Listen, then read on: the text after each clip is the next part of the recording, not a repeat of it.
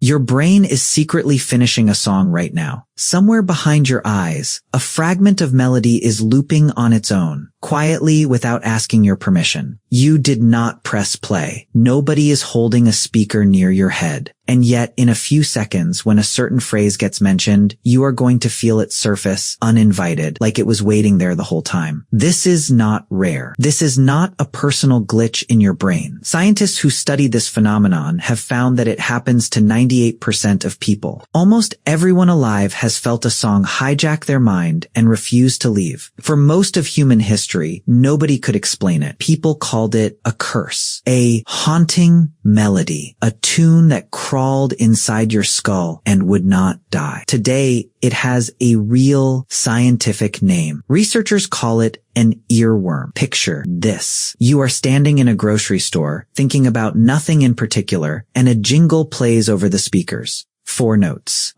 Maybe 5. You barely notice it. 20 minutes later, you are in your car, miles away, and those same 4 notes are still playing inside your head, on a loop, note for note, like a tiny orchestra that refuses to stop rehearsing. You never chose to remember it. Your brain simply would not let it go. So here is the real mystery. Why does your brain do this? Why does a piece of sound, something with no weight, no shape, nothing you can hold in your hand, take control of your thoughts for hours, sometimes for days? The answer starts inside a brain scanner. In 2005, researchers at Dartmouth College did something strange. They played people a series of familiar songs, and then, without warning, they cut the audio completely, mid-phrase, dead silence. Then, they looked at the brain scans. The auditory cortex, the part of your brain that processes sound, was still firing, still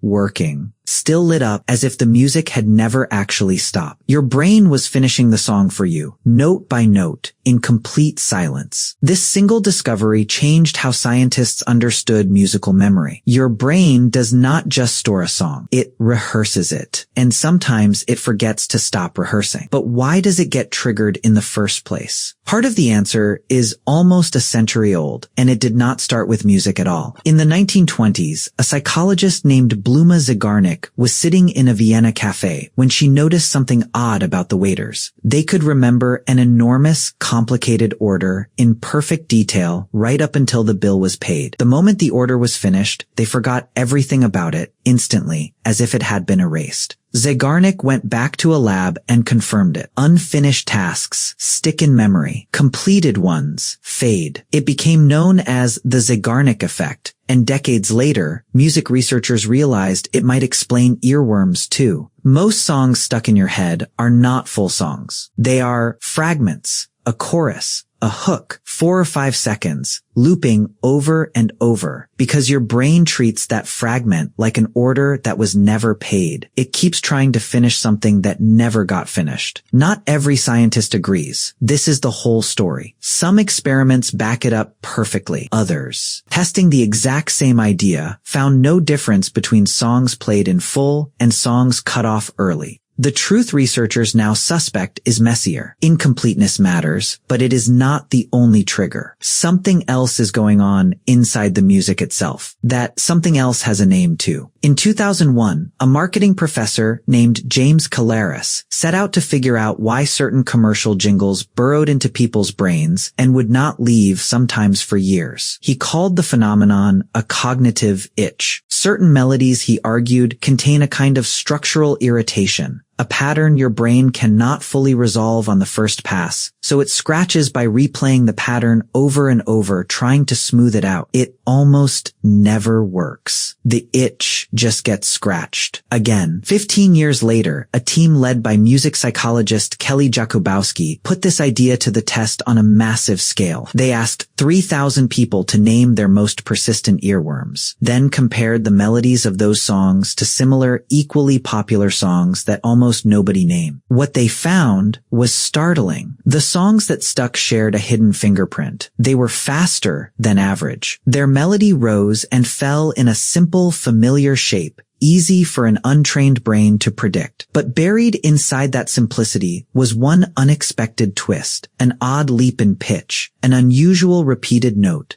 A small surprise your brain did not see coming, predictable enough to sing along with, strange enough to notice. That exact combination, comfortable and surprising at the same time, is the closest thing science has to a formula for a song that will not let go of you. And once you know that formula, you start seeing it everywhere on purpose. Advertising jingles are not accidents. They are built deliberately using this exact structure because a company that owns 4 seconds of your unconscious mind for the rest of the week has bought something more valuable than a billboard. The modern version of this is even faster. Short-form video platforms discovered, almost by accident, that a song clipped to its most unresolved, most tension-filled 15 seconds spreads faster than the full track ever could. That incomplete fragment is not a limitation of the format. It is the exact mechanism your brain evolved to get stuck on. But your brain does not just replay the notes.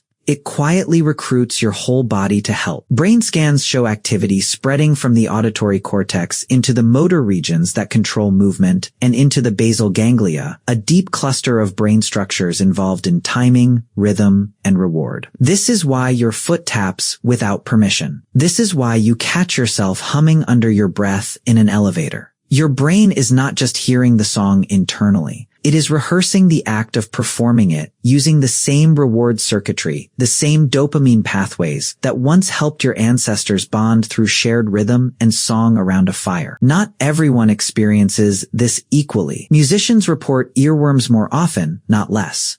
You might expect years of training to build immunity. It does the opposite. Musicians have spent years strengthening the exact mental machinery used to imagine sound internally, so their earworms arrive sharper and more frequent. Stress makes it worse for almost everyone, too. Higher anxiety is linked to more frequent, more persistent earworms, as if a mind already working overtime has less capacity left to suppress a melody once it starts looping. Here comes the twist almost nobody expects. In 2021, sleep researchers at Baylor University ran an experiment that should worry anyone who falls asleep with music playing. They had volunteers listen to popular songs at bedtime, then monitored their brains overnight with electrodes. People who caught an earworm took longer to fall asleep, woke up more often during the night, and spent more time in lighter, less restorative sleep. Stranger still, the songs with no lyrics at all caused the problem twice as often as songs with words. Scientists suspect that when your brain hears a familiar melody with the words missing, it cannot resist trying to fill in the blank itself all night long, silently rehearsing lyrics that were never played, using brainwave patterns tied directly to memory formation. Your brain does not switch off at night.